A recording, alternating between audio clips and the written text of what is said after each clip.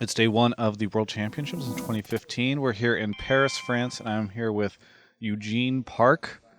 Some of you may know him as Pobelter. That's how he's pronounced whenever there's a cast by Kobe. Pobelter. You just had a very strange game against Flash Wolves, where you guys were losing up until like the last 30 seconds, and then you won. What was that like inside the game? Um, well, we kept fighting and we kept losing and we didn't know why we were losing, and then it suddenly clicked that their their way to stop Jinx from dealing damage is really good. Like Braum will put up the shield and then Echo will come in with the W and then he'll W and then he'll soak up some damage and then he'll Zanya's and then we have to get through Gnar, the beefy meat shield, and then Braum's shield is back up. And to go through all of that with pretty much only Jinx as high damage, and Darius, who needs someone to get really low quickly to get the reset and really get the fight going, was really difficult. So we identified that Darshan had to play closer to the front line, or closer to the back line, I mean. And we just had to play more tightly as a group because the way we were doing it, Darshan would go out, and while we were getting stalled, me and Double Lift, he would die, and then it would be a 5v4. So we had to identify that, and as soon as we did, I think fights started going in our favor. Yeah, I mean, so how does that discussion occur during the game? Because I feel like, in North America, especially a couple years ago, it just the team would any team that would be losing would just not really have these types of discussions during the game. It would just be like they just go on tilt and then lose. So like, is it just sort of a moment of downtime? You guys all start to sort of discuss and like, okay, what's happening, or how does this play out?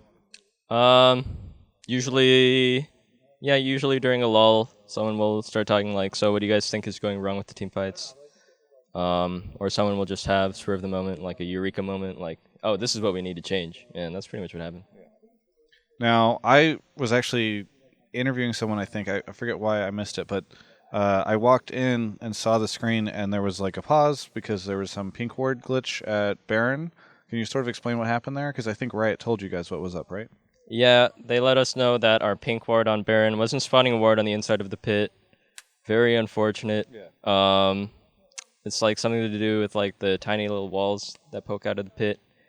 And yeah, that was just really unfortunate because we thought the vision was clean, but they reacted to it perfectly. And then we had to stop the Baron. We took so much damage from the Baron that we had to base, and then we had to go and retake vision. So that slowed down the game by like 2 minutes and gave them a bit of an advantage. Did that tilt you guys at all? No, well, we just always say, it's just bad luck. Yeah. You got to take it how it goes. Now, did you guys know that you would win this game, or were your expectations pretty set for that? Yeah, our expectations were that we would win this game. It was a lot closer than we would have liked. It was looking really shaky at points, but we were able to pull it together and win, so it was good. This is your first game into Worlds, first game after Scrims in Korea. How did that whole thing go? It was good. We learned a lot. We got to test ourselves versus really top tier European and Asian teams. So that was some really good experience because before that, we had only played versus NA teams, and I feel like that had led to this really warped meta where it was just like trying to one up each other in NA, where like the ideal way to play the game was still like completely different. Now, yeah, I mean, what was that progression like? Because I interviewed Yellowstar earlier. I guess you guys interviewed them, or sorry, interviewed. You played against them several times during that stay, and they said they played you early on, and it was going pretty one sided, and then later on they felt like you guys had made big leaps and bounds. So, do you feel like that was sort of the thing, or was it just a little rough early on? Um, yeah, we were pretty bad at first because Fnatic, really, really good team. Us coming out of the MSG victory, we were okay, I guess, but like I said, we had only had experience versus other NA teams, and then they just exploited a lot of mistakes that we had, and even if we did manage to get ahead in games, like we would have like these really high leads, like 7k gold ahead, and then we would just lose because we were overextended, and then they would just end the game.